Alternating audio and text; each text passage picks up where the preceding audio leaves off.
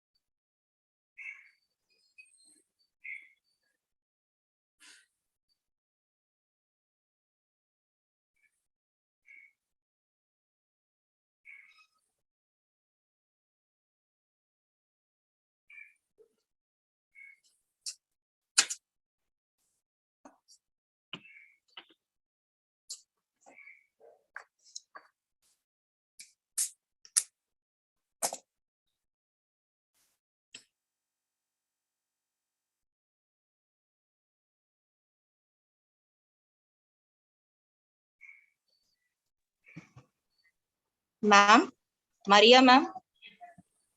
Video. Ma'am. Yes, ma'am. Yes, ma'am. Yes, ma'am. You are audible, ma'am. You are audible. Yes, yes.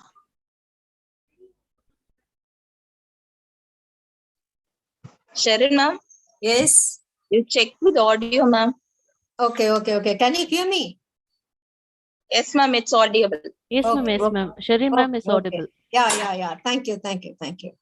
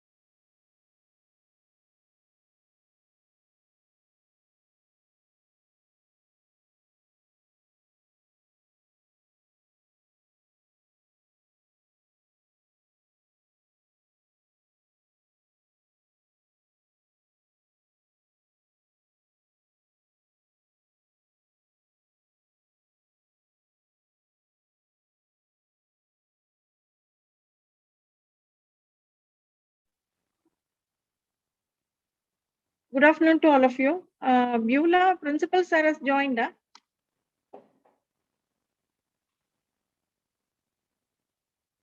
Beulah, I'm audible. Yes, ma'am. You are audible, ma'am. Ma'am, yes, ma'am. Sir has joined.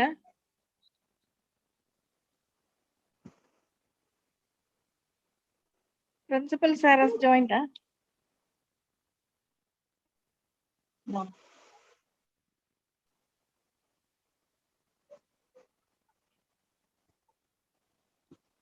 Beulah, Yes, ma'am. Yes, ma'am. Checking, ma'am. Sir. Yes, ma'am. Sir has joined.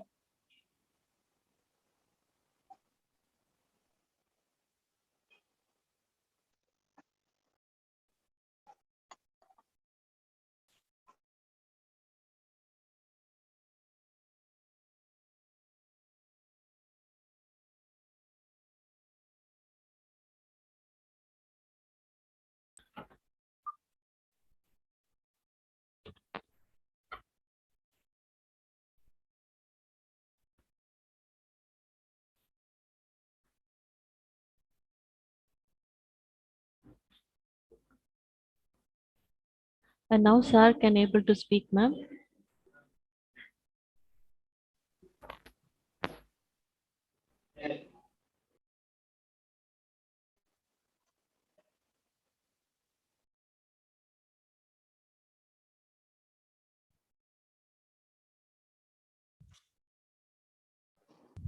Good afternoon, sir. Madam, good afternoon. Am I audible? Yes, sir, you're audible. Yes, ma'am. Yes, ma'am. Hello. Yes, ma'am.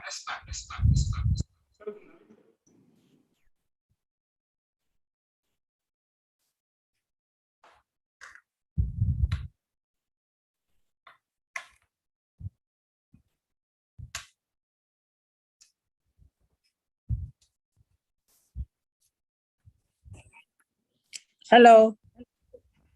Ma'am, you are audible, ma'am. Well, video is disabled. Enable now, ma'am. I enabled now. Okay. Yes, ma'am. You are visible, ma'am. Yeah. Welcome, madam. Good afternoon. Good afternoon. Good afternoon. Good afternoon. Madam, can we start? Yes, yes, start. Sir, principal sir, can we start now? Ma'am, good afternoon, ma'am. மத்தவங்கலாம் எங்க யாரும் Actually, இல்லையே. he hasn't come. Today, till now, he hasn't come. Okay. What about the assistants? இதெல்லாம்? Just 1 minute.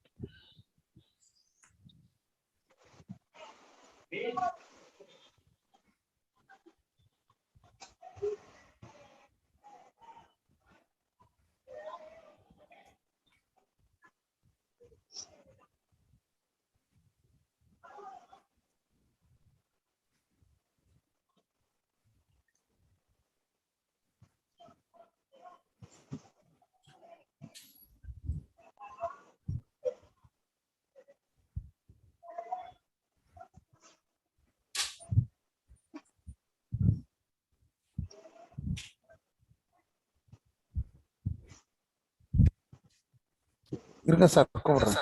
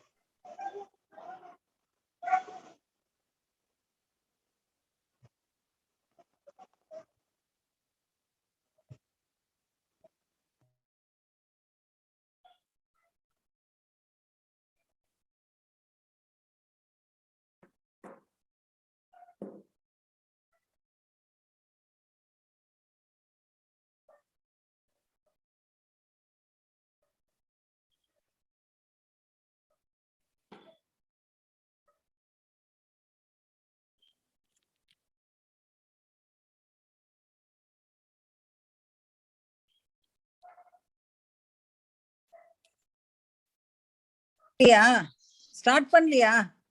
Hello. No, madam, we asked you were, we were waiting for that. Sir. Okay, 1 We'll minute. start, ma'am. Okay, we will start 1 minute every. We'll Okay, start. we'll start. We'll start, madam. Beulah, we can start now. Yes, You ma'am. start, Yes, ma'am. Okay, thank you, ma'am. Good afternoon to one and all present here. Learning is a treasure that will follow its owner everywhere.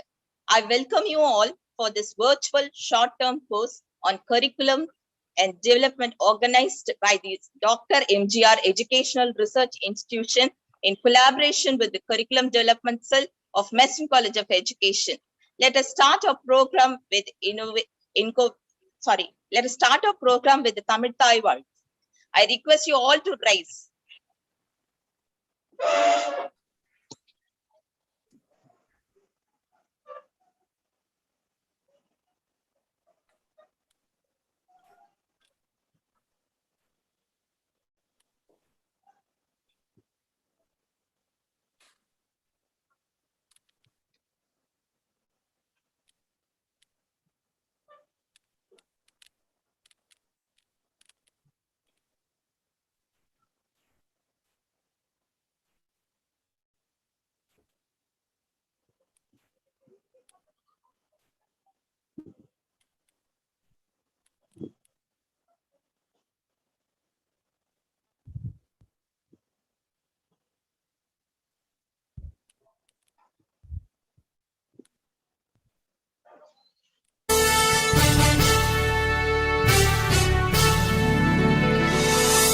நீராறும் கடலுடுத்த நிலமடந்தை கெழிலொழுகும் சீராறும் மதனமென திகழ்வரத கண்டமிதில் தெக்கணமும் அதில் சிறந்த திராவிடனல் திருநாடும்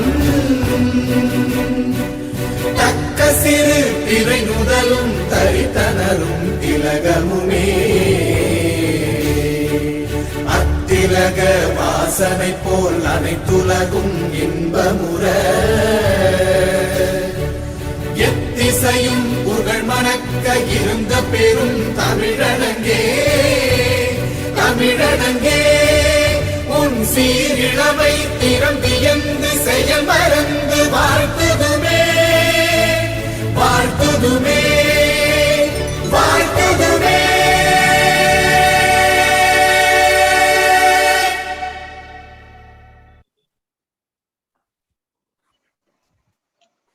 Thank you. Please be seated. Learning is not a filling of a pot, but the lighting of the fire. I request Dr. K. Geeta, Principal, Faculty of Education, Dr.MGR Educational and Research Institute, to welcome the gathering. Please, ma'am. Thank you very much, Beulah, for this opportunity. Good afternoon to one and all connected with us. Respected participants, invited chief guest of honor, faculty members and students, our warm welcome to all connected with us in this virtual short-term course.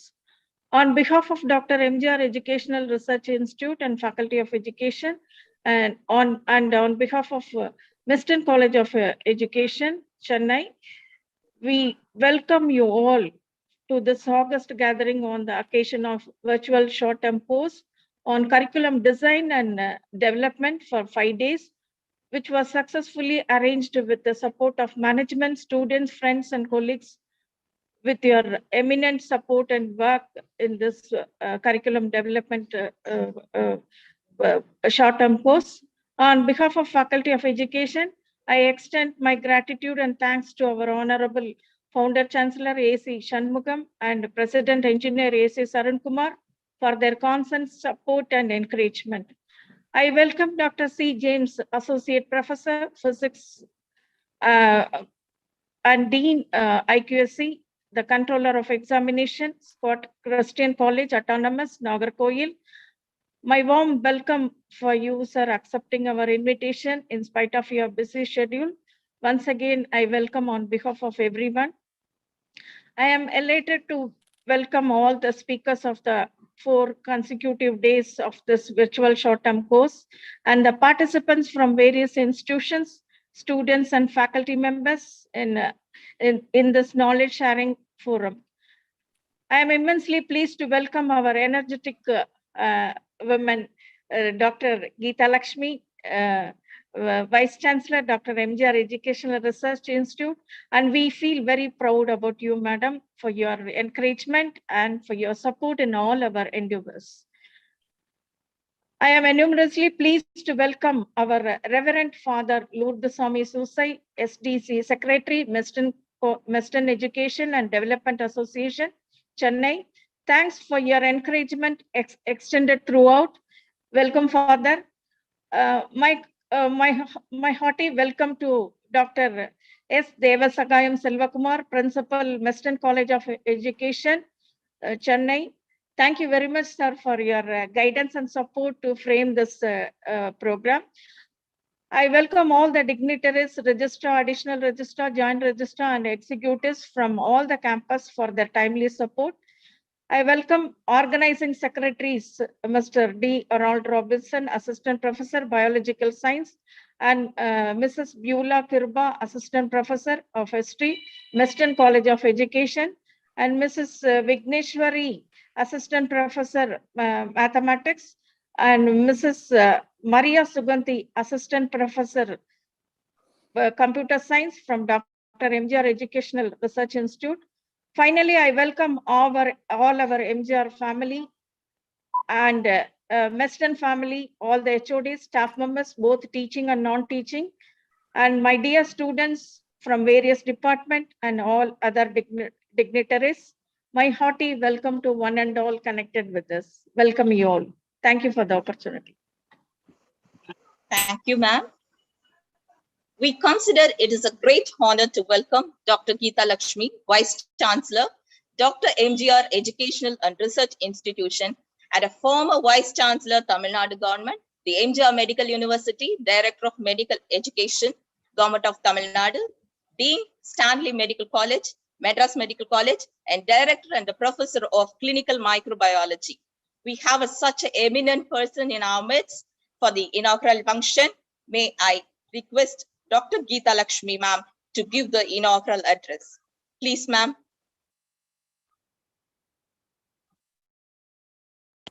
Thank you for inviting me for this program on the short-term course on the curriculum development in the Teachers Training College, Faculty of Teachers Training in the Education Department. And I really give an applause for Geeta, the head of the Department of the Faculty of Education, who have been always making many events. She sees to that all the programs are conducted with the wider reaching to far and wide. Particularly the Western College. Already I have gone to this college in Royapeta, and I have inaugurated some program. I don't remember. Might be it is during 1915, I think so. So collaborating with that college definitely would improve our skills as well as their skills with a combined effort. And of course, curriculum is always, syllabus always given in an council that these are the units to be taken. But how to develop the syllabus which should be the oriented over the skills and of course, the training program. What are we on the various categories or various headings or various sections or in various methodologies used in education in educating the students. So this has to be followed by developing the curriculum. So the curriculum has to have a pedagogical effect, like having getting into the training program with the different in different colleges, different industries, and both within the state as well as outside the state, and getting trained oneself in these aspects will also improve the students' output in the education, teachers' education. And I think which will by and large will reach the students who would be the future citizens of India. Usually always teachers are the best guru, is the best teacher for a student. I always think mother, father or mother, mada pita, mother and father, whatever they do at home, it is learnt by the candidate.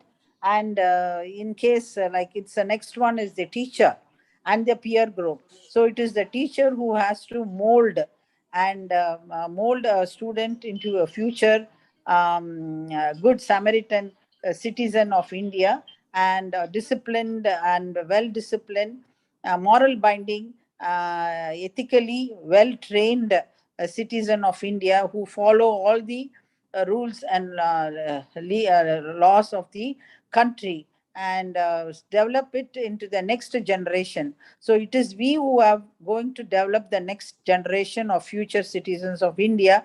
So we have to be very careful in getting trained ourselves in various aspects. So with all my best wishes to the Department of Education and the Western School who would collaborate with us for the future future exchange in the education program. Thank you, one and all. Thank you, madam. Thanks a lot. Thank you very much. Thank you, ma'am, for sparing your valuable time. Thank you, ma'am. Learning is a lifelong adventure. A lifelong learner is a lifelong winner.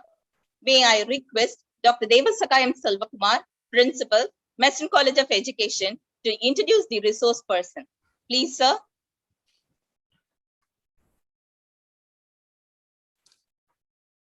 Am I audible, Beulah madam? Yes, sir, you are audible, sir. Yes, yes. Yes, sir. Yes, sir. Most Honorable Vice Chancellor, Professor Dr. Geeta Lakshmi, most respected Professor Dr. James, the other office bearers and dignitaries and authorities of Dr. MGR Educational Research Institute, Madurai, Chennai, and Western College of Education, Chennai, the delegates from various parts of the country, dear colleagues, and my dear students, very warm welcome to you all. At the outset, I express my sincere gratitude to our Honorable Vice Chancellor of Dr. MGR Educational Research Institute, Professor Geeta Lakshmi, for having extended her academic support in the form of resource person for the inauguration of a national seminar in our college a couple of years back. At that time, Madam was the Dean in Stanley Medical College. When we approached her, she came to our college and delivered a thought-provoking message. Really, we could remember her gesture, academic gesture shown to our college a couple of years back. Thank you very much, ma'am.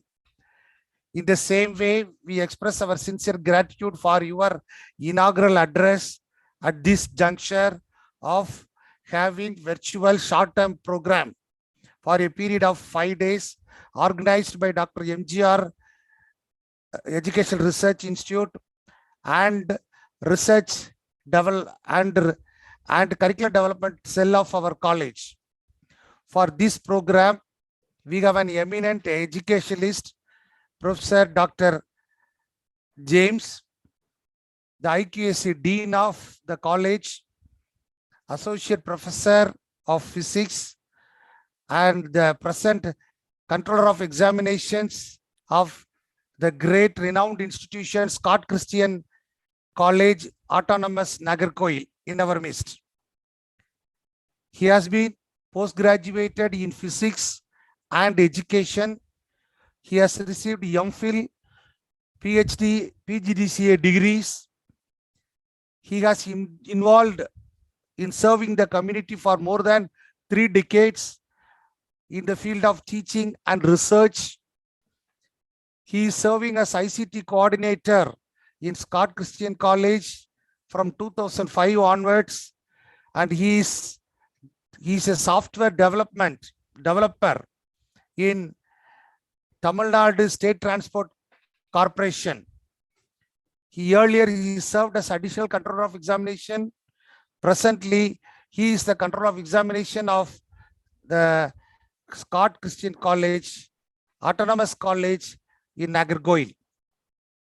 To his credit, he has produced 6 PhDs and 38 MPhil scholars, and he has presented 43 157 papers, and he has written 43 articles in journals. His overall citation is 743, and the highest one is 419. He bears H index of 8 and I-10 index, that also 8. Such an eminent educationalist in our midst.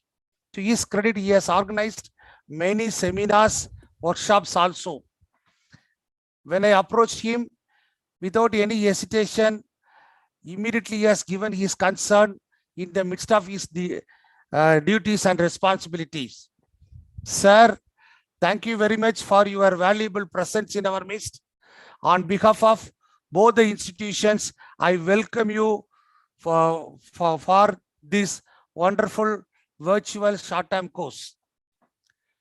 I take this opportunity to welcome all the other dignitaries, the delegates delegates from various parts of the country to acquire knowledge about curriculum design and development. This topic is something unique in nature. It will be useful. The session that you are going to attend today will be more useful in framing program objectives, course objectives, and your respective subject objectives, because we have an eminent expert in this field to deliver a lecture on learning outcome-based curriculum framework by our respected and honorable guest of this program, Dr. James. Once again, I'm very happy to introduce the chief guest, and I welcome the entire gathering on behalf of both the institutions, particularly our respected most honorable Vice Chancellor, Professor Geeta Lakshmi, and our respected chief guest, Dr. James. Thank you. Thank you, sir. The whole purpose of learning is to turn mirror into window. Here we have a person who is a knowledge window to many. I request Dr. C. James, Associate Professor of Physics and Dean IQAC, the Controller of Examination, Scott Christian College, Nagarkoil, to enhance our knowledge on learning outcome-based curriculum framework. Sir, please.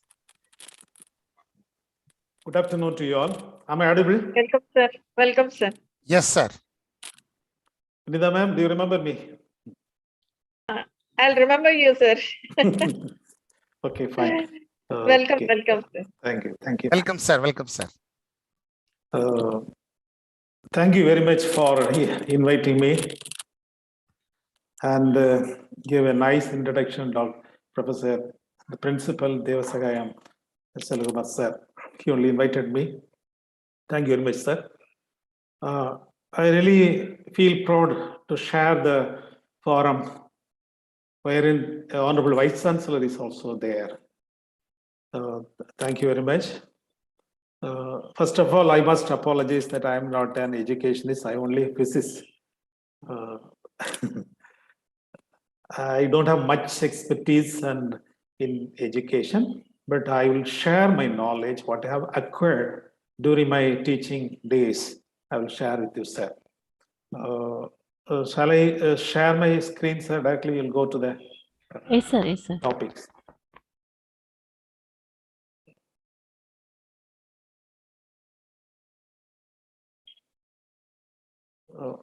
My screen is visible, ma'am? Yes, sir. Visible, sir.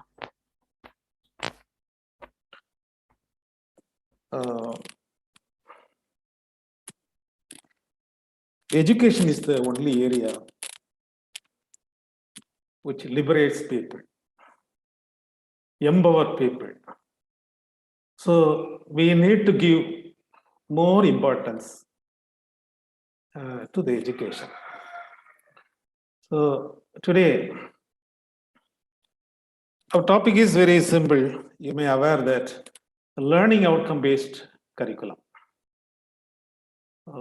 As you know that India is now following LOCF, Learning Outcome-Based Curriculum, in not only engineering, medicine, arts, science, education, all fields, India now follows outcome-based education.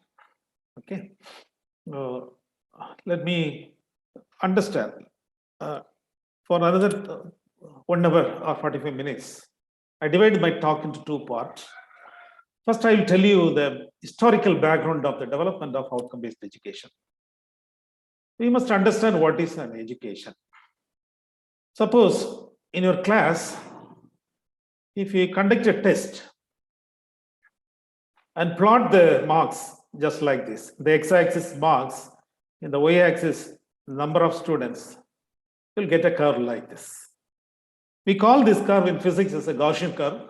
Otherwise, we call this a normal curve. That's why in all our education system, we call this a normal education system. Normal. This is the normal. This is the physics. See, about 2.5% students will be in the A grade, and 13.5% will fall in the B grade. The very grade size, 68% students will be in the C grade, and D and E. You know, in the 2.5 A grade, this is Satya Nadella will come. Normally, highly ranked, highly brilliant students will be in the A grade. The poor students will be in the E. Mostly dropout students and poor students will be in the E. In the E, we see Bill Gates. In the A, we see Sundar Pichai. Okay. In the E is Larry Page, the owner of the Google. Okay. You know, who are all in the C? I hope I will be in the C grade. I am a C grade student only. Most 68% of our students will be in the C grade. What's the problem in C grade? C grade, no job, no money, nothing. That's the problem. So this is the present status of our education system. Many students will fall in the C grade. The C grade students will never get a job, and they'll be starved. They'll be walking around the street. Sometimes they'll become the elements also. So our focus must be in the 68%, that is C. Why? I will tell you.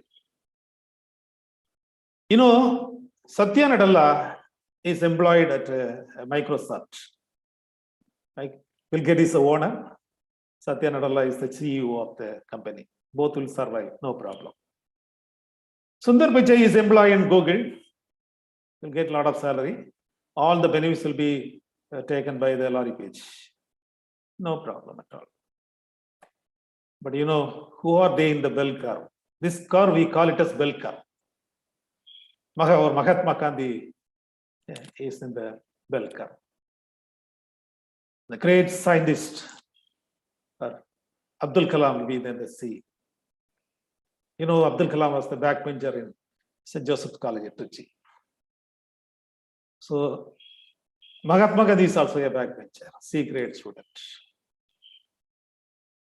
So these are the problems in the current education system. See, I have a paper cartoon, came in the Tamil Hindu, Tamil Thisai on June 20th. இந்தியாவில் தொழிற்திறமை இல்லாத இளைஞர்கள் 10 கோடி பேர். The youth are around 20 or 25 crore. Of the 25 crore youth, more than half are not eligible, they are not good or fit for a job. That is the comment of the Mohandas Pai, the chief financial officer of Infosys. This is actually true. This is actually true in present scenario in our country. See, I want to show some news cuttings. The NDTV news in Uttar Pradesh, they called for peon post, for 62 peon posts, 93,000 people applied. Of the 93,000, 3,700 are PhD holders. Okay. In India today, what news? You see, for the clerical post in Mumbai, over 2 lakh applicants, of which 167 are MBAs, engineers, so many. This we call as job crisis, because for a peon post, a PhD student is applying. That's why Mohandas Pai says that many of our Indian students are unemployable, not in good talent. They educated, they have a degree vehicle in their hands, they are degree certificates, but they are not employable. In times of India, you see, in the group 4 post in Tamil Nadu, over 19 lakh applicants. Out of the 19 lakhs, 992 are PhD holders. This is the state of affairs in all over our country. More educated, less employable. That is the problem in our present education system. So all people will blame Macaulay for this. I will not blame Macaulay because Macaulay only we got education. So Indian education, the general education, common education system came only because of Lord Macaulay. But his objective is different. He wanted interpreters. He developed education or curriculum to create interpreters and clerks. That's why he called our degrees as a fit vehicles. And also, he did not offer an education for thinking, only doing only, a clerical jobs only. So this we cannot blame. In 1835,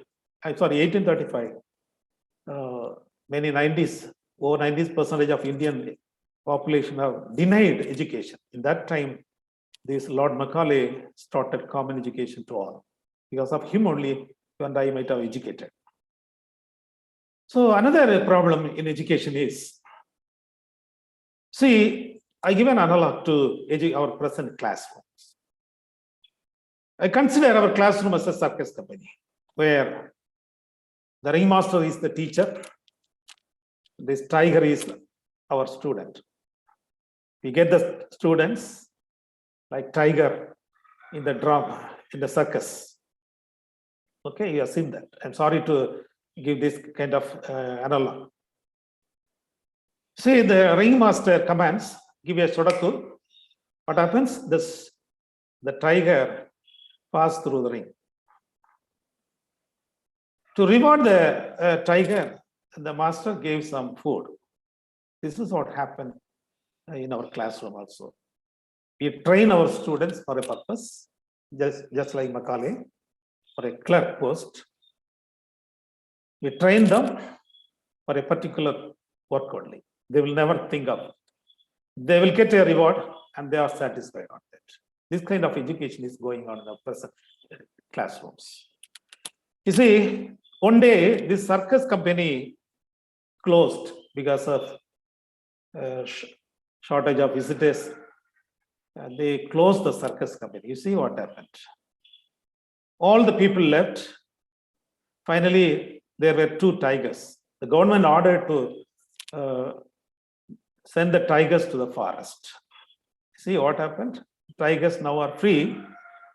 They are free from the classroom, are free from the circus company. Now they entered into the forest. A lot of the forest, you see, deers, so many pet animals are, small animals are going here and there. But these 2 tigers, they do not know how to hunt these animals, how to eat, because these tigers need a ringmaster to give a sodaku, a command, and the ringmaster will give the food. But they do not know how to catch these animals. One day came, 2 tigers died. The same thing happened to our students also. We trained them for NEET examination. We train them for something like this. They do not go beyond that. They cannot think. If something happened to them, they will die or they will roam around the street without any job. This is predicted. You see, I will show you some screenshot of Malayalam Manorama newspaper, where you see the Kerala Chief Minister is received by a woman. This is not the woman, this is a robot. You see, now the jobs previously occupied by human beings, women and women, are now replaced by robots. So robo welcomes Kerala's Chief Minister. See, this is another robo. It has been established in a old car shop in Kozhikode, Roya Robo. The name of the robo is Roya. You know, this Roya is now manager, not only the receptionist. This left side, this robo received the Kerala Chief Minister. And the right side said, this is now this robo is working in a car shop, car dealerships. You know the features of this robo? This robo can speak over 250 languages. The moment you see our face, it will recognize us, all the customers, car owners. The robo will discuss with you. The car status, everything remember, lot of remembrance, many languages. So what I wanted to say is, the conventional jobs are taken away by machines. That is another crisis. So first one problem I said, job crisis. Even though the jobs are very less, even for those jobs, people are unemployable. But another problem is a disruption of job.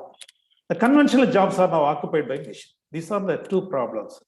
This is what the great economist Raghuram Rajan mentioned in the Economic Times, that in future all the routine jobs will be replaced by machine. These are the two problems presently face our students and our education system. So it is high time to revise our education to face these problems, job crisis and job disruption. What do you have to do? Let us come to the area curriculum, education system. The education system was first well defined by a great philosopher and educationist, Ralph Tyler. You might have read this, being an educationist, you might have read this book, Ralph Tyler. He is called as the educationist educator of educationists. He's the master educator, Ralph Tyler. He published a book in 1949, These Basic Principles of Curriculum. What he said, in which the education has 4 components.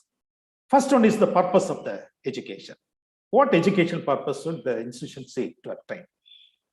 The second is what content to be taught. We call it as curriculum. The third one is how to transact the content. How we have to, in which teaching learning can be adopted to accomplish the purpose. The fourth point is how to assess it. How to establish, how to assess whether the teaching learning happened or not. These 4 components are called curriculum. Purpose, to fit the purpose, to fulfill the purpose, you have to have the content, and that means syllabus. Then teaching learning and assessment. Purpose, or purpose we can say goals and syllabus and teaching learning and assessment. These 4 are the pillars of a curriculum. So this idea was first proposed by Ralph Tyler in 1949. This was earlier followed by American education system. He also mentioned that learning takes place through the active behavior of the student, not because of the teacher. Previously, before 1950s, the teaching learning wholly depends on the teacher's efficiency. The teacher teaches. The teacher gives the knowledge. That after 1950, it changed, learner-centric.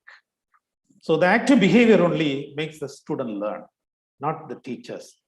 So teacher becomes the side in the stage, and the student becomes the center of the stage.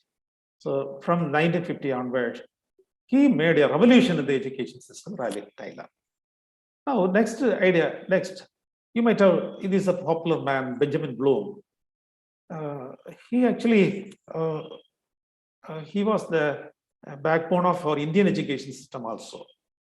He was a good friend of Jawaharlal Nehru. He only gave ideas for having a good education system post-independence. School education and higher education system. He only devised for our country. He was the advisor for our first Prime Minister Jawaharlal Nehru. He, in 1968, he gave an idea. See, I just simulated his idea. If one person can do, all other person can do. This is his idea. In 1998, he revolutionized education system in America. See, the red color is the normal education system or ordinary education system. He proposed a new education system called mastery education. See, the bell curve is moving rightward so that it shifts all the C, D, E category students towards the B grade. See, this is the simulation I have made for this. This is the idea proposed by Benjamin Bloom, 1968. In the paper I mentioned in the bottom of the slide. This paper has revolutionized at that time the education system. That means a small change in teaching learning will result a great variation in the student learning. That is his idea. So with the two high principles, high expectation and the expanded opportunity. Expectation means if one person can do or one student can learn, all other students can learn. That is the high expectation. Expanded opportunities means if we give more opportunities to the learner will definitely achieve. These are the two principles of Benjamin Bloom. I will show in the flowchart form. Now you look at the Benjamin Bloom's idea, how the expanded opportunity is worked out. From that idea on, the formative assessment came into picture. In our country also we call it as internal assessment. That assessment came because of the idea of the Benjamin Bloom only. See, module 1, we teach the module 1, we teach, then we do the formative assessment. I hope you know the difference between the assessment and the examination. Examination and assessment are different. This means assessment.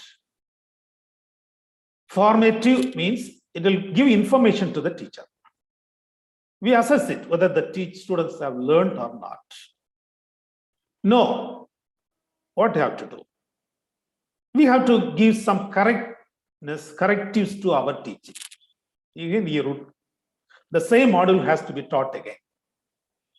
Some students, in the formative assessment, they might have passed. For those students, you have to give some enrichment activities.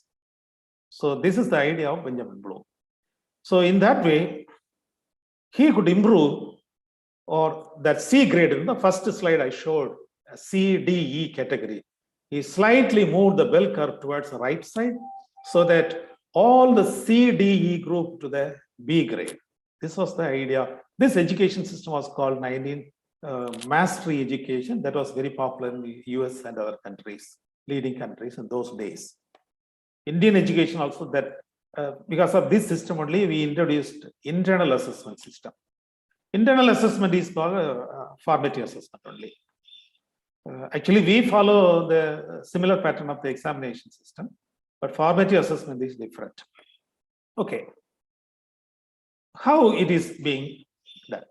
So when the students enter into our classroom, they may be classified into two categories, advanced and slow learners. Those who get the A grade may be called as advanced learners. All others can be called slow learners. Benjamin Bloom, in his idea, he shifted all the slow learners into the advanced learners. That is the idea. Why this happened? The students, they enter with the differences.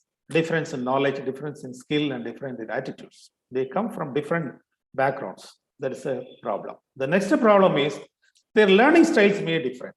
The learning ways. Some students learn, you see, when I was in the hostel, I could study only by listening to music. That is my way of learning. Without music, I cannot. By listening to the song only, I can study.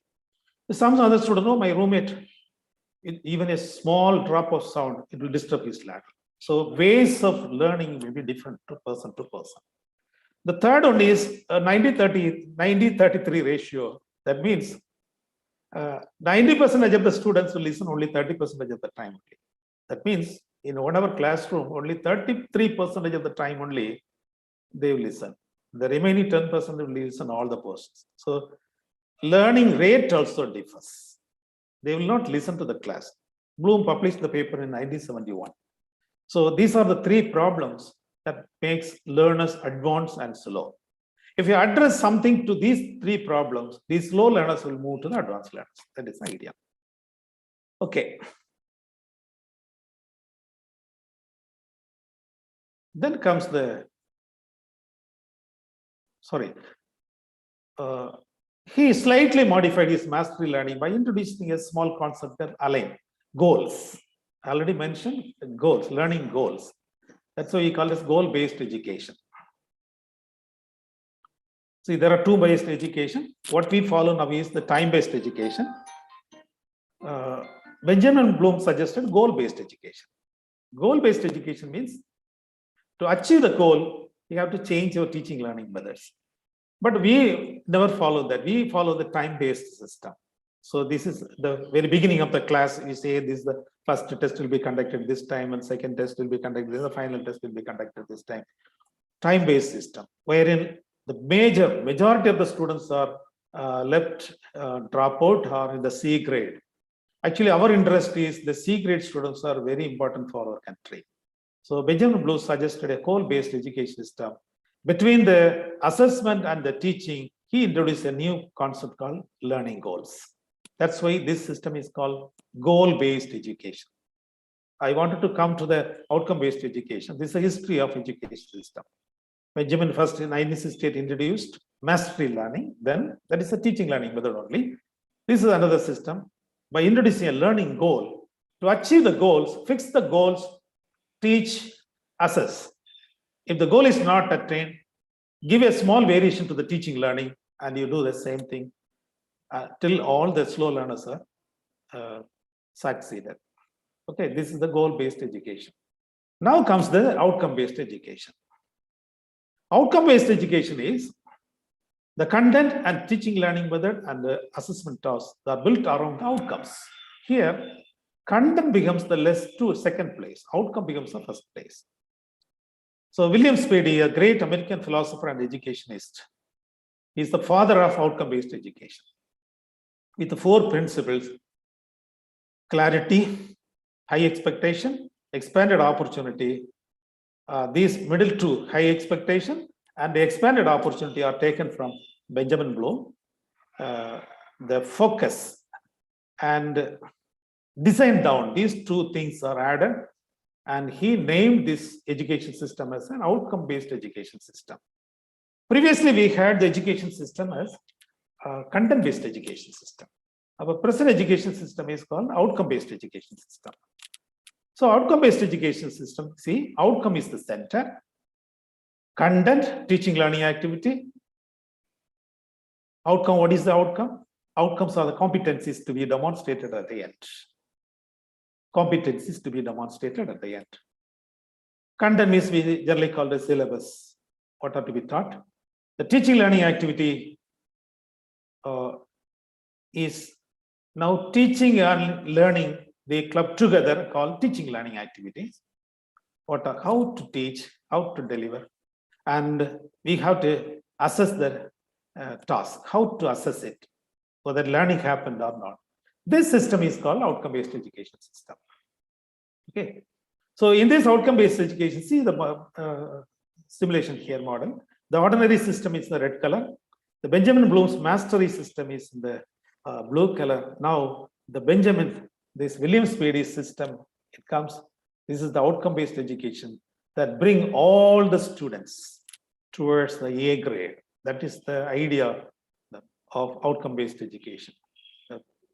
So this is the major reform. There are a lot of other education systems also come into our worldwide: performance-based education, standard-based education, competency-based education, outcome-based education. The main principle, the main success of this outcome-based education is success for all at the end.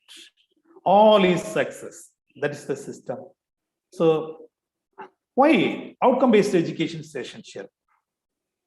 So UGC in its letter, it is clearly stated that all our Indian education system should be developed based on the curriculum, that we call it as learning outcome-based curriculum framework.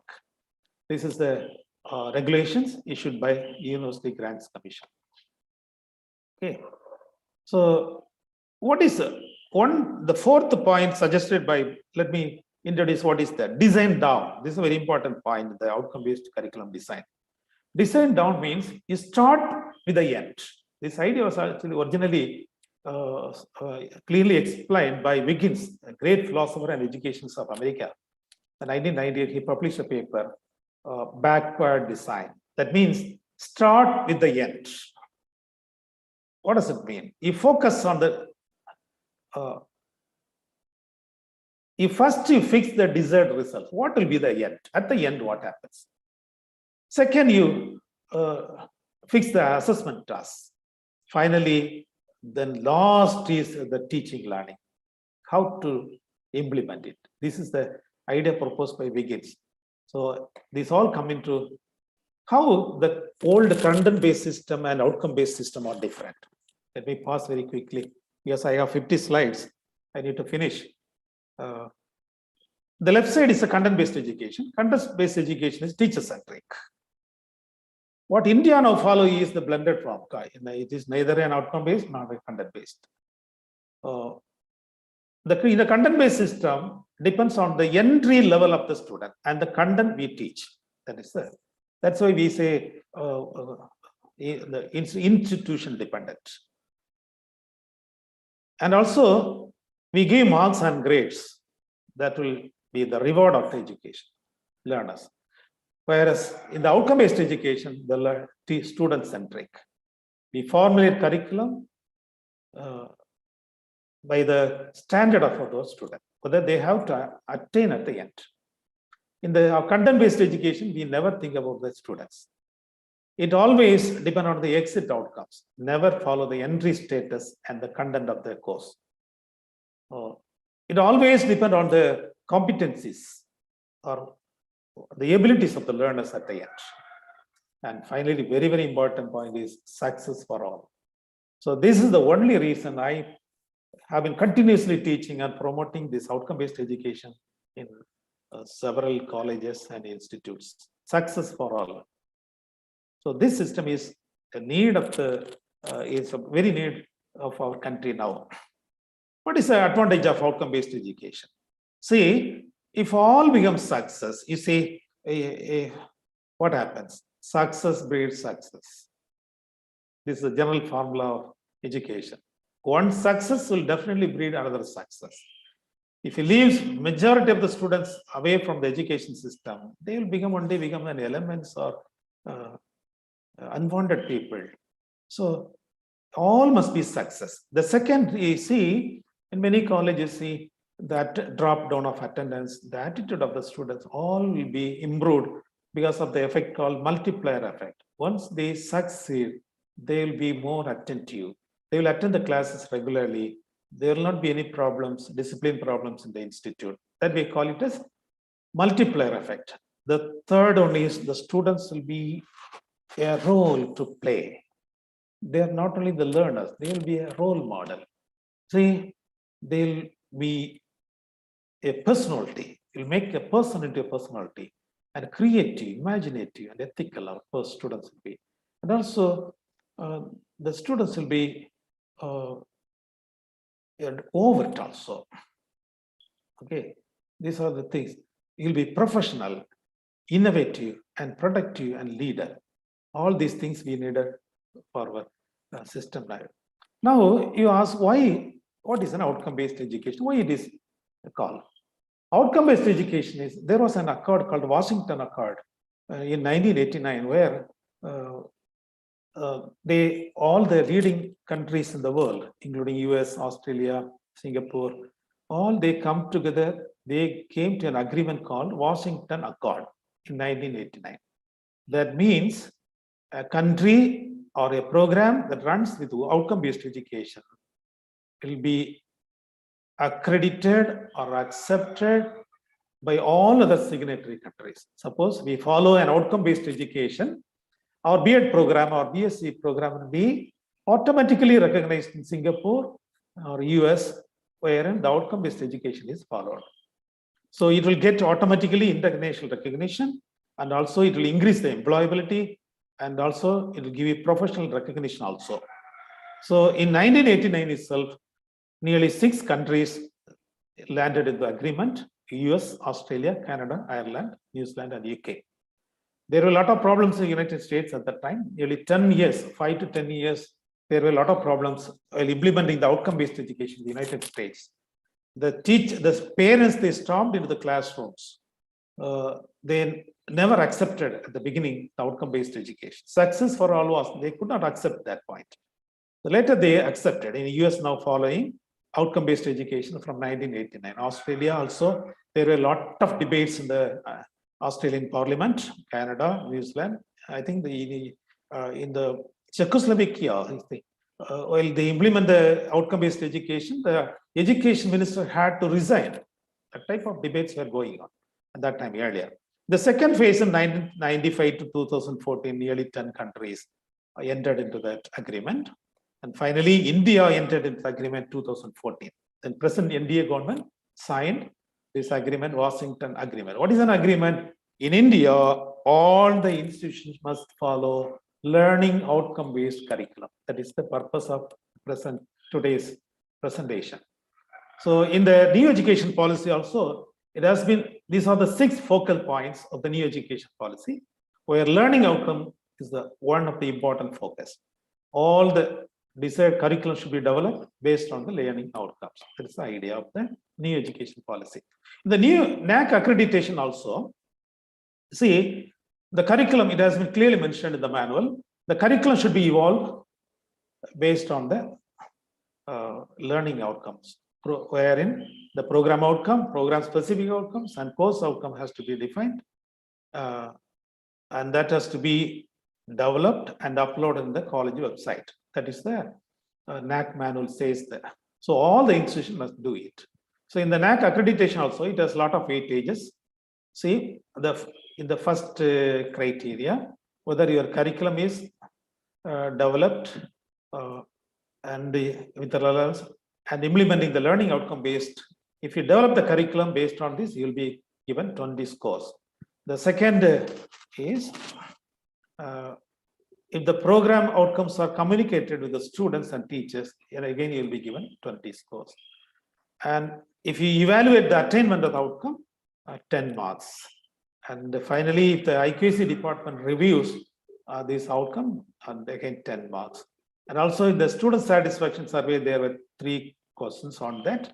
So altogether, about 40, 50, 60, 60 or 63 points. See, 30, 62.5 scores out of 1,000.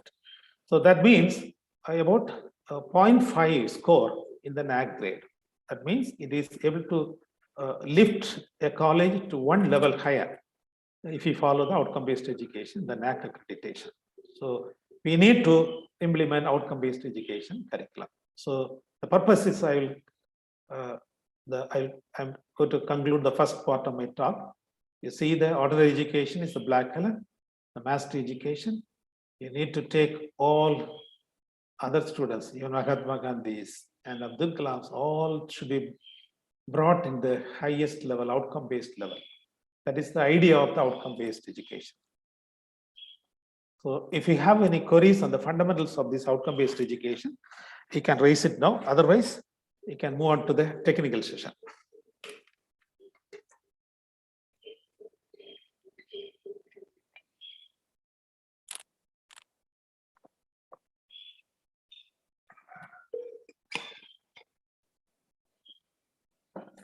If there are no questions, let me proceed to the next. Okay.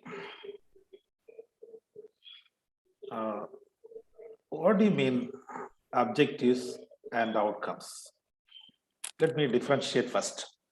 Objectives and outcomes seem to be same, and also we use for same purpose, but objectives are different, outcomes are different. Objective means those we intend, we aim it, but outcome is to be achieved.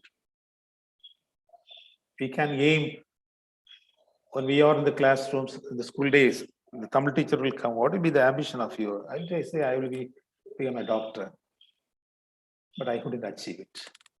So objectives or aims, but outcomes are the objectives to be achieved, achievable aims, right? It is specified, but it is demonstrated. These are the different, there are many differences between objective and outcome. The very important difference is it is an intention, it is a specification, but outcome is to be achieved at the end, to be demonstrated at the end. That is the difference between learning objective and learning outcome. Okay, what are the learning outcomes? Learning outcomes are the statements that describe the abilities of the students at the end. These are the statements what the students will be able to do or demonstrate at the end. At the end, what the students will be able to do. These are the statements of outcomes. Outcomes are three types. Generally, we call it as learning outcomes. In the outcomes, the first one is program outcomes. Program outcome means they're able to do at the end of the graduation. That means, suppose a student is studying BSc zoology, that means at the end of graduation, he'll be given a degree BSc.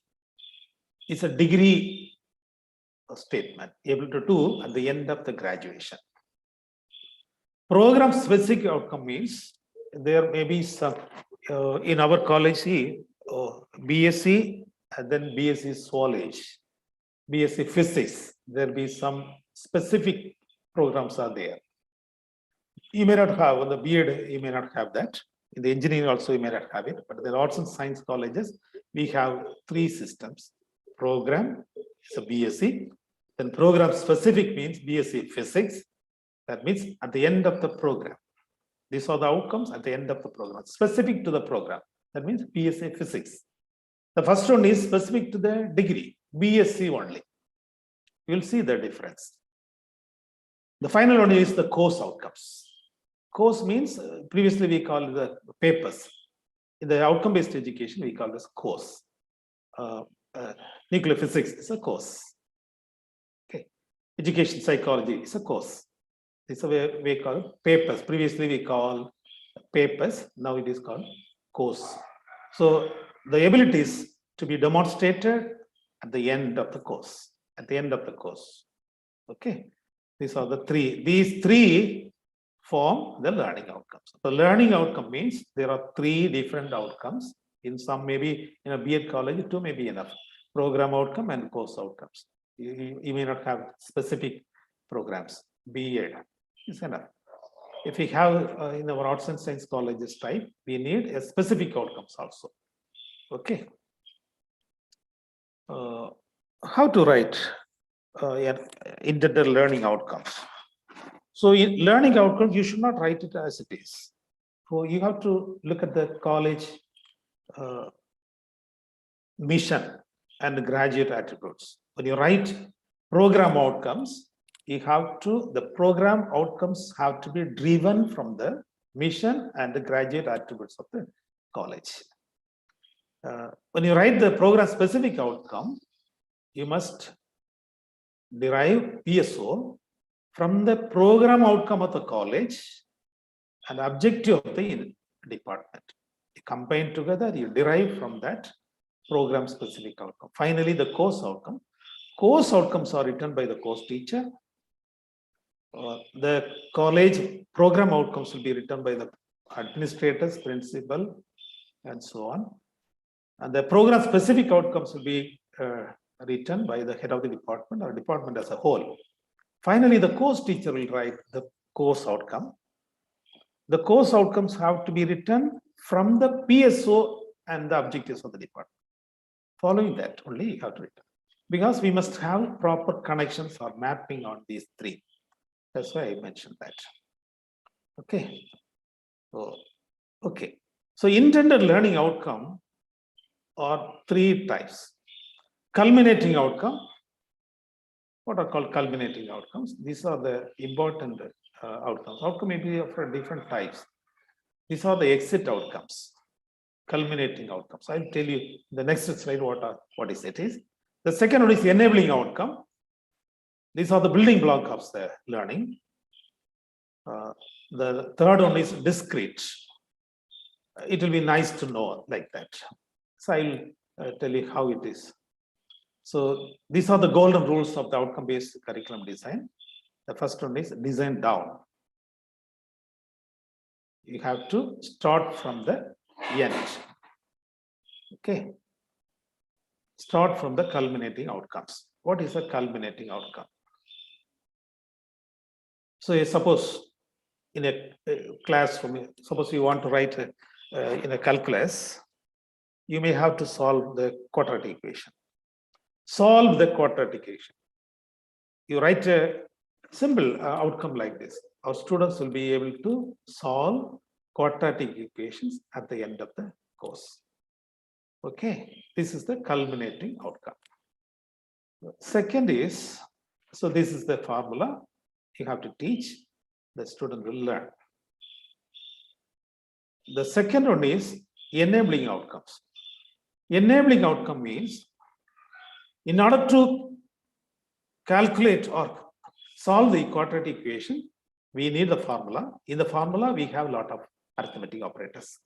So if at all you want to solve the quadratic equation, you need arithmetic operators. At least in the same class or previous class, you must have learned arithmetic operators. Though it is not specified in the course, but it is essential. That outcome is called enabling outcomes. The third one is discrete outcomes. The discrete outcome means if you know it is good, otherwise leave it like this. See, when you study these arithmetic operators, see some exponential operators or logarithmic operators, you may study along with the arithmetic operators. But it is not needed to solve the quadratic equations, right? These operators are not essential for solving the quadratic equation. So if you know those operators, it is good, but it is not necessary. Those outcomes are called discrete outcomes. There are three outcomes: culminating outcomes, enabling outcomes, discrete outcomes. The first one is very, very essential. The second one may be needed. The third one, if you want, you can discard it. That is the golden rules of outcome-based education. Now let us see how to write the outcomes.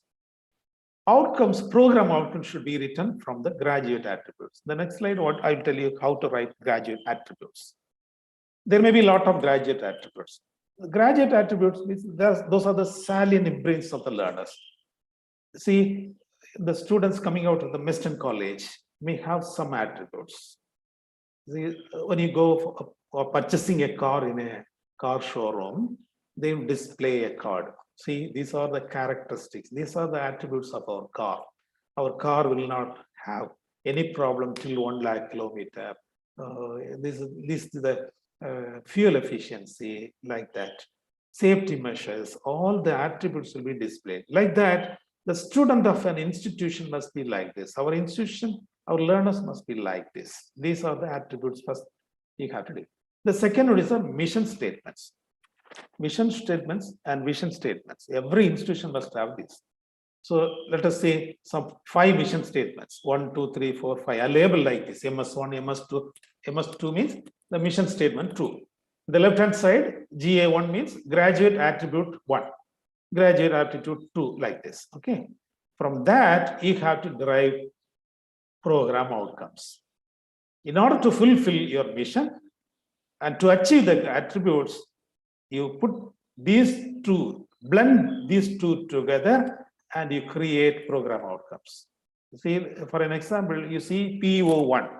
PO1 is driven from the mission statement 3.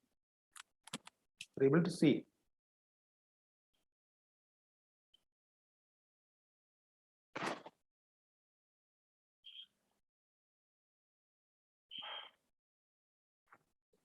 So mission statement 3 and graduate attribute 1. Am I right? So this is the important thing you have to remember. So at least one link with the mission statement.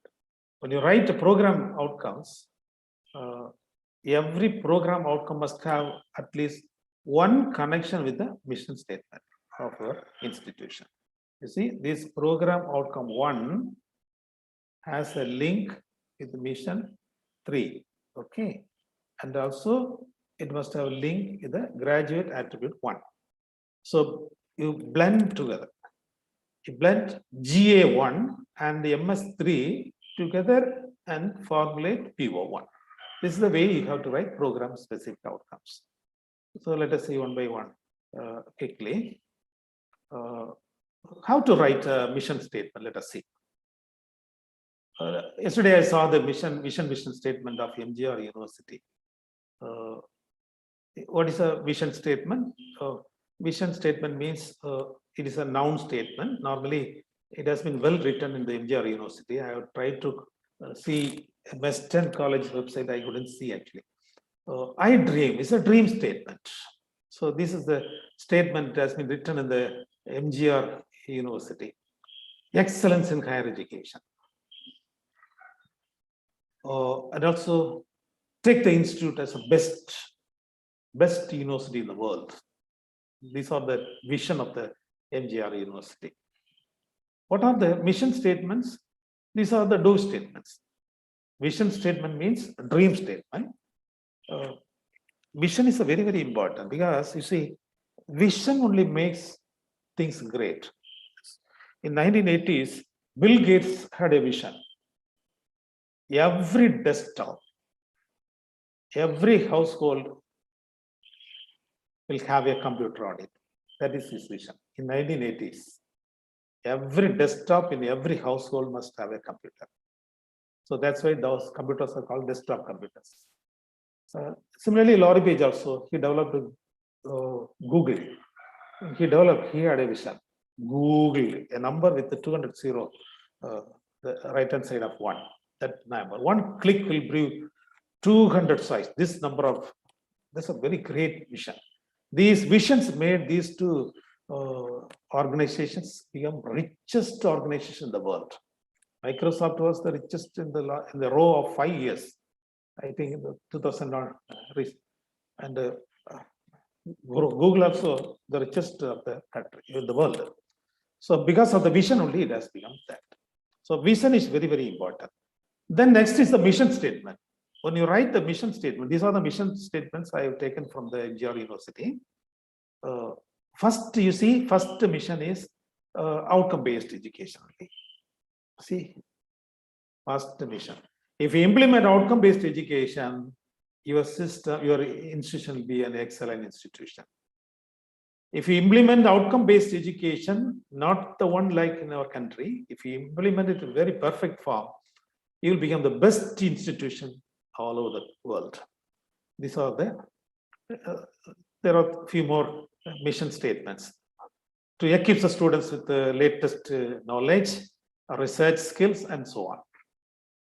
So these are the mission statement of a college. I propose some mission statement for a college. Newest knowledge, the same thing given in the second mission of the MGR University. Thinkers. So in a higher education, you have to promote critical thinking, problem solvers. That's a mission. Make our students to do that. And also you will impart skills of general skills and discipline specific skills. There are so many things, I will just pass it. I'll make professionals And you should look at these graduate attributes. These are the promises of the graduates. When the students get admission in a college, we must give a promise. At the end of the program, you will become like this. That is, these promises are called graduate attributes. Some of the promises I would say, our student be knowledgeable. This is something related to the mission statement one, right? Then he'll be a problem solver. It's also related to a mission statement two. Investigator. He will investigate everything. He will not believe anything as it is. He'll investigate anything. So like that, I'll pass it to, I quickly pass it because of want of time. Already 3:30. The principal sir, Salumar sir.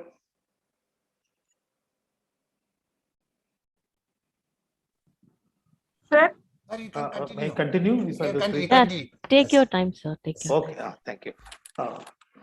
Okay, how the course outcome will be? There will be two parts in a course outcome. The first part will be action verb, second part will be the activity. Okay, you have to like this.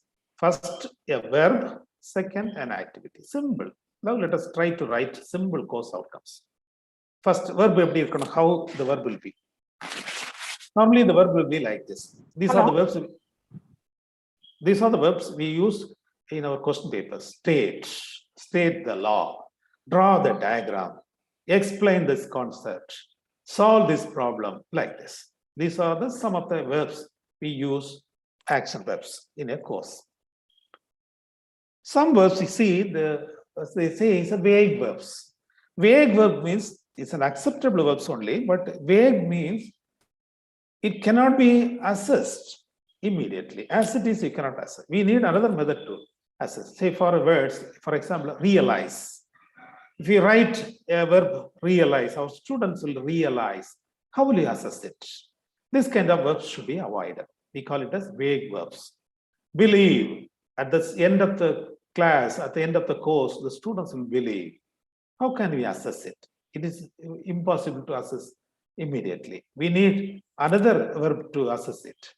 Comprehend. At the end of the course, the student will comprehend. These are the verbs, vague verbs. So these vague verbs should be avoided.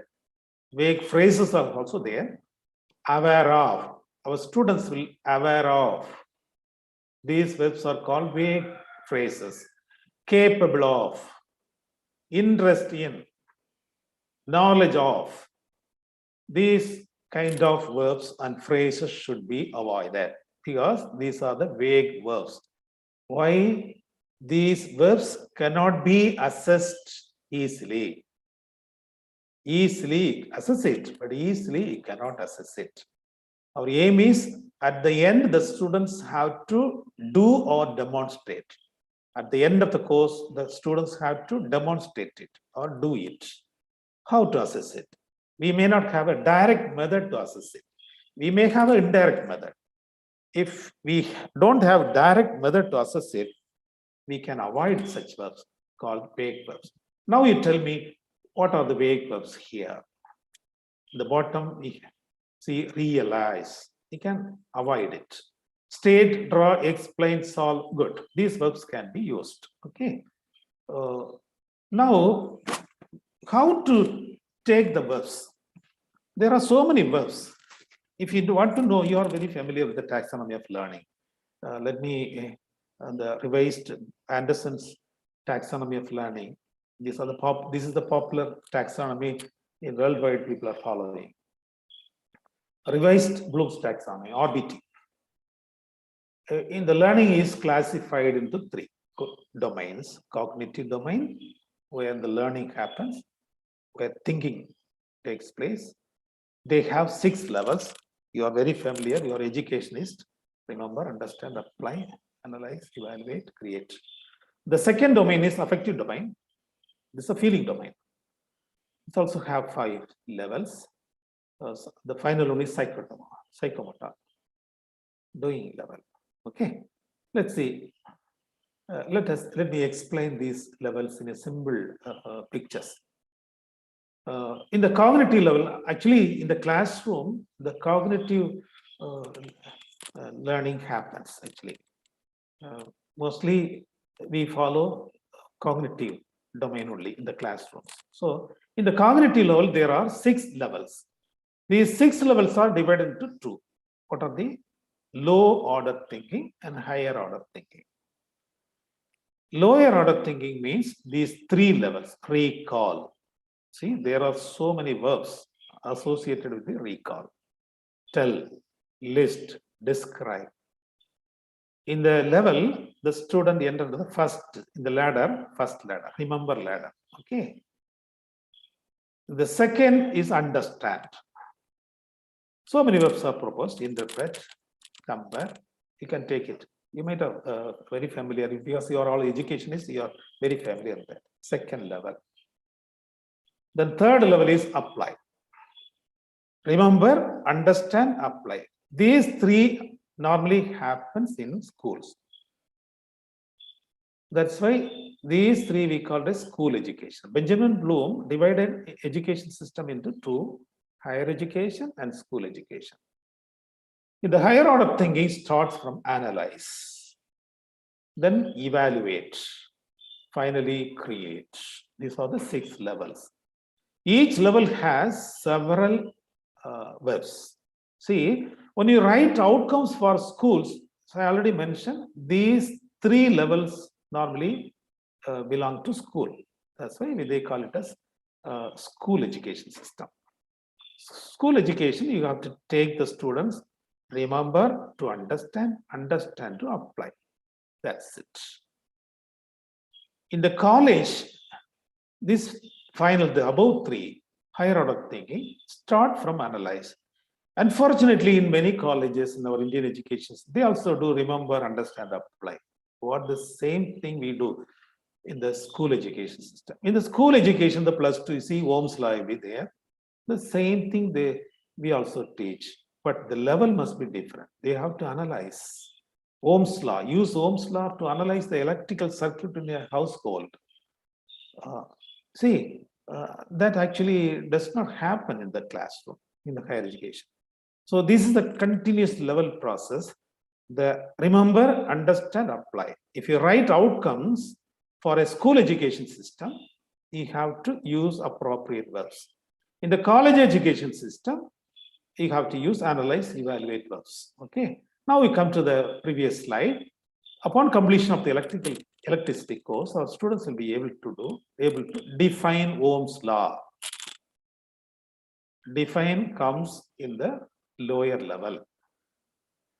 Find faults in an electrical circuit. He will evaluate. Rate an electrical circuit. He evaluates. Design. He creates a circuit. You look at the 4 statements, all are correct, but the first one is not good for college. Define a Ohm's law must be in the school. A college student need not define it, but they must know it, because learning is a hierarchy. Level is hierarchical, so they must know it, but this outcome may be avoided. Define is a good verb, but define Ohm's law must be avoided in the colleges. Okay, so this kind of classification must be followed in the writing outcomes for colleges and school education. Okay, now good outcomes for a college higher education institution is electricity courses. You will be evaluate current in a circuit. You'll be able to find faults in an electrical circuit. You'll rate an electrical circuit. You see the outcomes. This is the way you have to write the outcomes. Upon completion of the electricity course, the students will be able to, that template is common. The statement must begin with a verb, evaluate.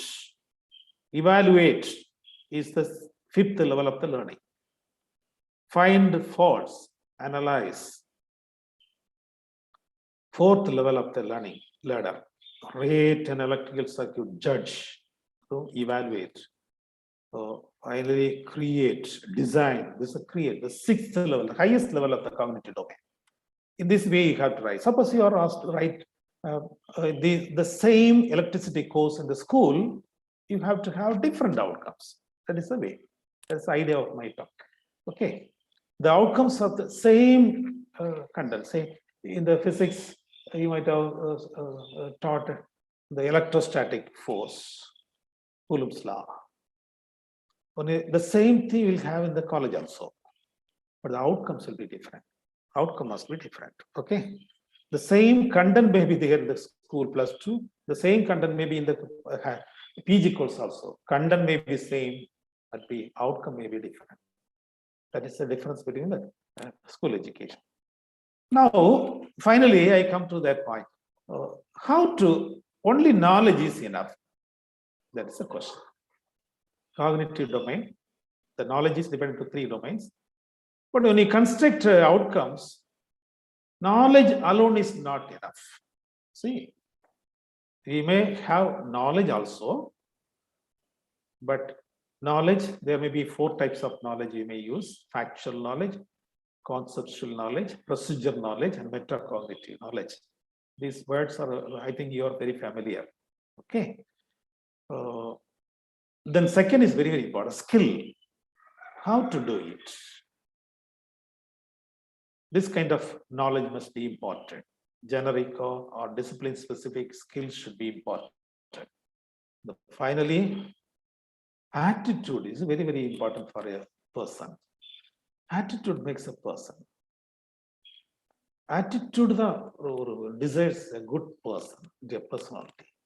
So how the students should be like this in a situation, in a social situation, in a cultural situation, like ethnic. India is a very big country where we have a lot of socially different groups, culturally different groups, ethically different groups.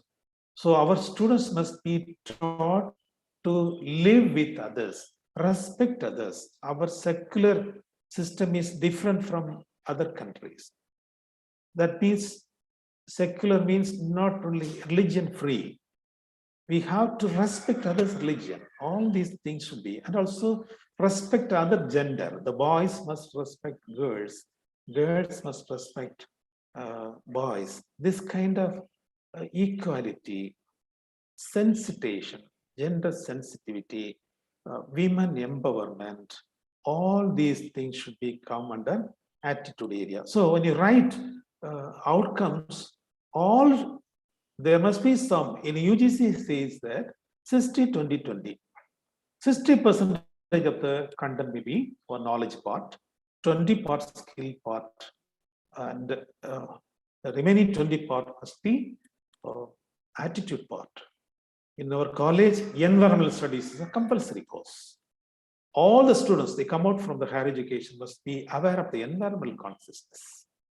They have to sustain the environment. You have to give the environment safely to the next generation. That's very important. And social value. We promote universal brotherliness, respect others' values. All these things to be taught in the attitude part. So when you write the learning outcome, these are the 3 ingredients. KSA model. Normally, people will call this model as a KSA model. You have to proper portion of knowledge and proper portion of skill, and the proper weightage for attitude also. All these 3 things should come into the curriculum design. So KSA, you have to follow the KSA when you write the program and course outcomes. Okay. Now I come to the point. Good characteristics of a CEO. Suppose you have written the outcomes. How will you say these are good outcomes? The outcome must be specific to a group. As I already mentioned, the outcome of a +2 student should not be same as the outcome of a college student. Because maybe the content may be same. Electrostatic force, the same content. Coulomb's law, same content. But the outcome may be different to the group. And also the outcome of an IIT graduate may not be same as the outcome of a Scott Christian College, may be different. The outcome of Kanyakumari district students may not be same as the outcome of a city like Chennai. So outcome must be specific to a group. This is the particular group. That this These are the expectations that must be appropriate to the learning level of the student. That should not be common. That's why we opposed one education, central education. We oppose it. In the USA, you know, even the school education is also district level. They call it as school association. I showed on scientist, you know, that is Wiggins. The scientist was the associate chief executive officer of school association.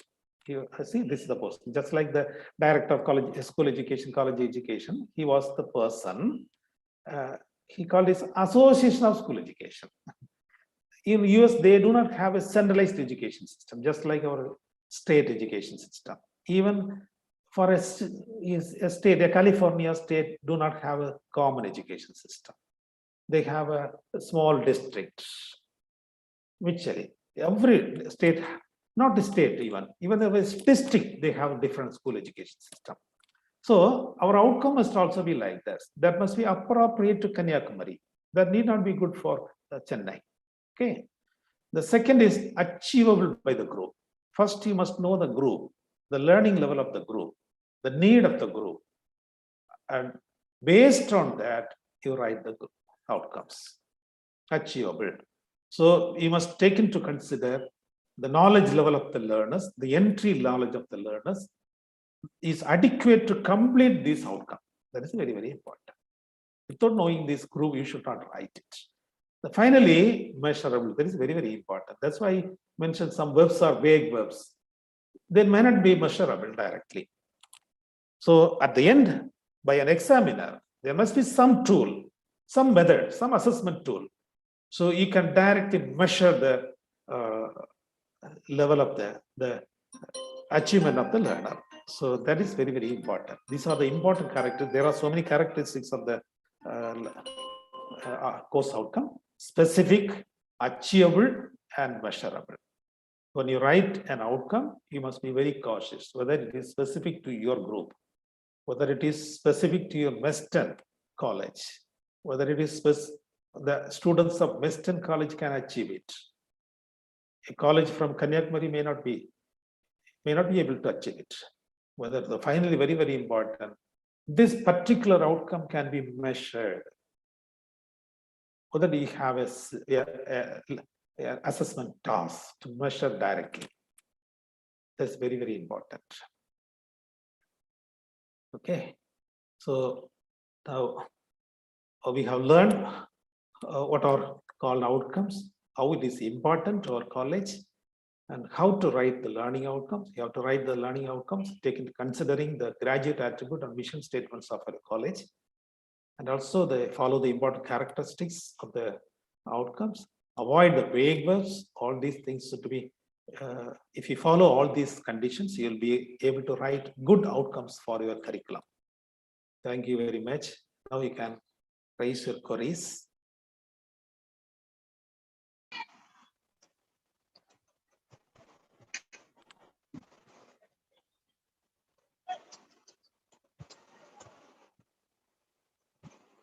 Thank you, sir. There are two questions.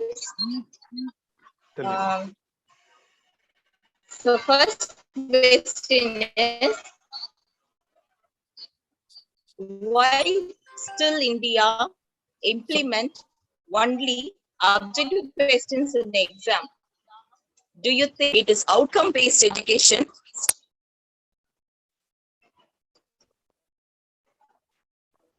Ma'am, there are two assessment also. There are over 30, 40 types are available worldwide. You mentioned only one. You can, in the assessment, in the writing type assessment, there are two categories: multiple choice question or objective type and subjective type. Both have merits. You see, objective type means, suppose you're asking the age of a person. It is an objective type. So you cannot say Suppose your age is 40, you cannot say 41 or 39. Exactly 40. And also, if you give multiple choices, then it will be a good.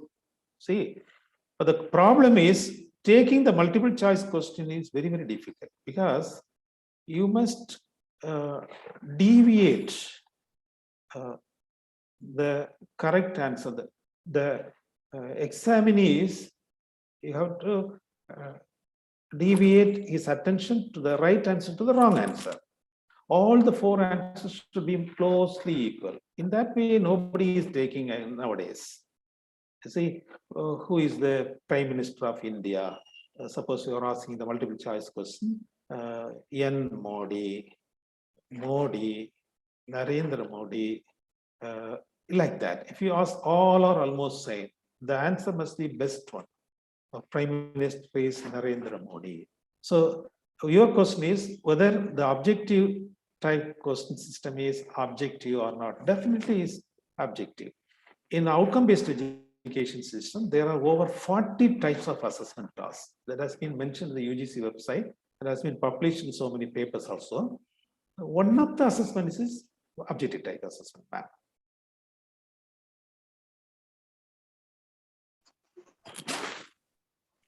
Thank you, sir.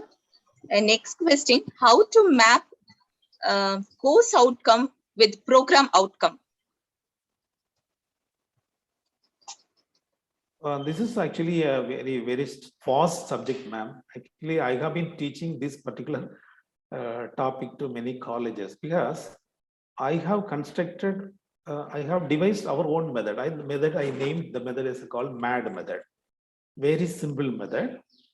The method, a serious method, how to assess it. Simply, I will say, we derive program specific outcomes from PO, right?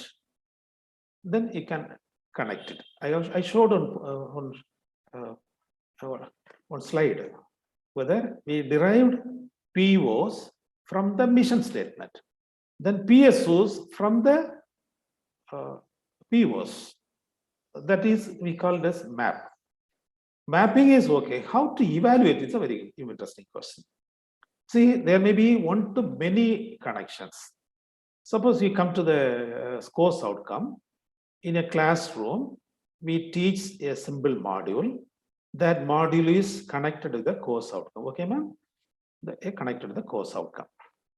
But that's the module itself is not 100% connected. There may be a degree of mapping. Mapping must be also there, and degree of mapping also must be there.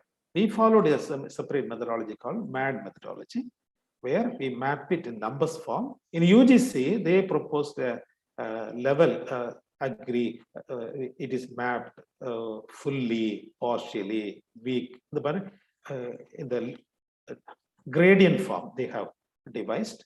We follow is a number form, ma'am. What percentage it is mapped? Suppose I teach electrostatic force in a classroom, that classroom itself, that module itself will not cover the entire course outcome, right? Maybe 20% of the course outcome. Suppose that means if all the students demonstrated my class at the end of my class, that means 20% of the particular course outcome is attained. Okay, 20%. The remaining 80% should be completed in the next module. Okay, fine.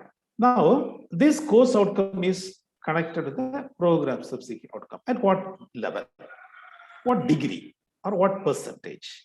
That way, you can connect CO to PSO, PSO to PO. A simple, actually, our method is very, very simple. MAD method means not a MAD, literally means multiplication, addition, and division. If you know multiplication, division, and addition and division, you'll be able to calculate the attainment of the outcome, ma'am.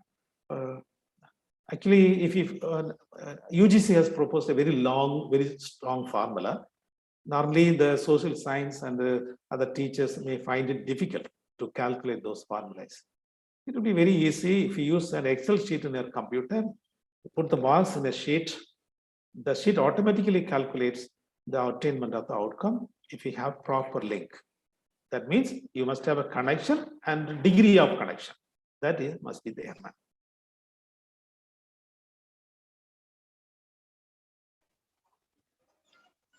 Thank you, sir. We have enlightened by your extensive knowledge. Thank you for patiently responding to our participants. Okay, now I request Dr. Sharon Vinoka Snekhlada, Assistant Professor of English, Western College of Education, to propose the vote of thanks. Thank you, Beulah ma'am. Good evening to one and all present here. I take immense pleasure in expressing the words of gratitude. I wholeheartedly thank my Lord God Almighty for showering his countenance and blessings upon each one of us in this afternoon. Thus far, he has saved us, protected us, and guided us in all our walks of life. So all praise and glory to be to him. Next, I would like to thank our Vice Chancellor of MGR Educational University and Research Institute. Ma'am, your inaugural address has enlightened us and it was really motivating. You have shared a piece of information from the bounteous knowledge you possess. Thank you so much, ma'am, for your inaugural address. Next, I profusely thank our resource person, Dr. C. James, Associate Professor of Physics and Dean IQAC, the Controller of Examinations, Scott Christian College, Nagarkoil, on today's topic, Learning Outcome-Based Curriculum Framework. Sir, you have beautifully explained the topic in such a way that everybody can understand. The way you put forth your ideas was simply stupendous. Effective learning outcomes can be articulated at several levels, including content, teaching learning activity, and assessment tasks. Thank you so much, sir, for sparing your precious time and sharing the essence of topic to obtain the real fruitfulness. Next, my words of appreciation and gratitude go to the management of MGR Educational and Research Institute and the management of Western College of Education for having done an exemplary job by collaborating Faculty of Education and the Curriculum Development Cell of Western College in organizing a virtual short-term course. This really indicates the thirst for imparting knowledge, and in no way the education should be restricted. From the bottom of my heart, I express my sincere thankfulness to our Chief Patrons, Engineer ACS Arun Kumar, President of Dr.MGR Educational and Research Institute, Major E.S. Daniel Guranidhi, retired IAS, President of Western College of Education, Patrons, Professor Dr. Geeta Lakshmi, Vice Chancellor of MGR University and Research Institute, Vice President and Dean of Western College of Education, Dr. Vijayan, Chairman, Zion Group of Institutions, co-patrons, Professor Dr. Palanivelu, Registrar, Dr. MGR Educational and Research Institute, and the Secretary of Western College of Education, Reverend Father Luduswami Susai, SDB, for your abounding support. I would also like to thank the heads of the institutions and the conveners of this short-term course, Professor Dr. Geeta, Principal of Dr. MGR Educational and Research Institute, Dr. S. Devasahayam Selvakumar, Principal of Western College of Education, for you both are the designers of this program. Thank you for intensifying the momentum to keep driving forward. I would also like to thank the organizing secretaries, Mrs. Vigneshwari, Mrs. Maria Suganti, Assistant Professors of MGR, Dr. MGR Educational and Research Institute, and Mr. D. Arnold Robinson, Assistant Professor of Biological Science, and Mrs. Beulah Kiruba, Assistant Professor of History, for their diligent work ethic and their untiring effort in executing a mammoth task for the welfare of the students and for the sake of the institutions. Last but not the least, I am highly indebted to thank all the participants of this course. Indeed, your participation makes us delighted and elated. This opportunity paves way for more openings, and we are sure to conduct more programs in the years to come. Thank you. Thank you, one and all. Thank you, ma'am. Thank you, madam. Feedback link has been posted in Thank the you. chat box. The participants can fill the feedback form. E-certificate will be provided to the participants who attend all the 5 days. Thank you. Tomorrow we will meet sharply at 2:30. Thank you, ma'am. Thank you all. Thank you. Sir. Thank you, sir. Thank you, ma'am. Welcome, ma'am. Welcome. Thank you. Thank you, sir. Thank you, sir. Thank you. Thank Thank you. you, sir. Thank you. Thank you, Thank you ma'am. very much. Thank you, sir.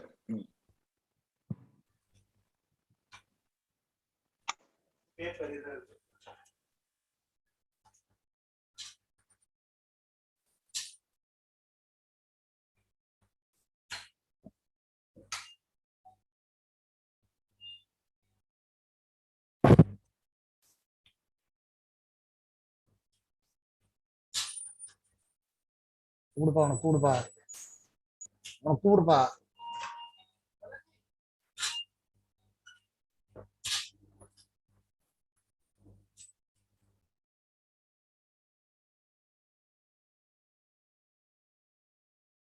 Beulah ma'am, Yes, ma'am. link அனுப்பிட்டீங்களா? Ma'am, இதுவா ma'am? Feedback form, ma'am? Yeah. இருக்கு ma'am. Chat boxல இருப்பாங்க.